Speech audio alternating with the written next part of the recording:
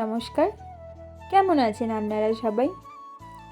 তো এবছর সরস্বতী পুজো আপনাদের সবার কেমন কাটলো? দেখুন, এই দেখতে দেখতে আমাদের দাদা কিন্তু ঘট তুলতে চলে গিয়েছে। এই আমাদের মা দুর্গার ঘাটে ঘট তোলা হয়, তো সেখানে যাওয়া হয়েছিল।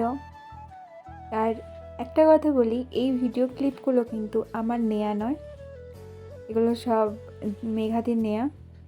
সব জোগাড় করে তারপরে ভিডিও এডিট করে আপনাদের কাছে দিচ্ছি। অনেক দিন ভিডিও দেয়া হয়নি, তাই এই জন্য মন গেল, ভিডিও দেওয়ার কথা মনে পড়লো, তাই দিচ্ছি।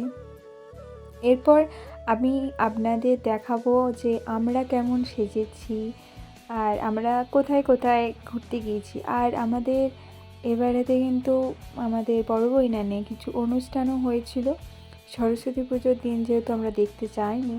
আর তারপরের দিন একবার গিয়েও চলে এসেছি। আর আমাদের গার্লস স্কুলে গেছিলাম, গার্লস স্কুলে বন্ধ হয়ে গেছিলো, আমরা এত দেরিতে গিয়েছিলাম। পাশে প্রাইমারিটায় ঢুকেছিলাম আর তার পাশে এই প্যান্ডেলটা ছিল। এইখানে আমরা ঠাকুর দেখেছি। এখানে ডেকোরেশনটা আর ঠাকুরটাও খুব সুন্দর এবং ঠাকুরের থিমটা ইউনিক। আর এটা হচ্ছে আমাদের ছোট্টবেলার, একদম ছোটোবেলা যেখান থেকে প্রাইমারি স্কুল আমাদের, এটা হচ্ছে সেই প্রাইমারি স্কুল। এখানেও আমরা ঠাকুর দেখতে গিয়েছিলাম। আর এখানেও ছোটো ছোটো বাচ্চারা খুব সুন্দর একটা থিম করেছিল, বেশ দেখতে ভালো লাগছিলো। তার পাশেই আর একটা ঠাকুর ছিল। এগুলো সব আমরা দেখেছি, মানে সব জায়গায় আমরা ঘুরে ঘুরে ঢুকেছি। বাড়ি ঢুকেছি 3টের সময়। আর বলছিলাম আমাদের বড় বইনানে অনুষ্ঠান হয়েছিল, আর এইগুলি হচ্ছে তার সেট আপ। আর বোধহয় সেদিনকে রাত্রেবেলা কারোর একটা আসার কথা ছিল, ভুলে গেছি যদিও বা, কেউ যে একটা আসার কথা ছিল, তার জন্যই এরা সবাই চট পেতে জায়গা রাখছিল যাতে রাত্রেবেলা কেউ সরাতে না পারে, ওই সামনে থেকে দেখবে বলে।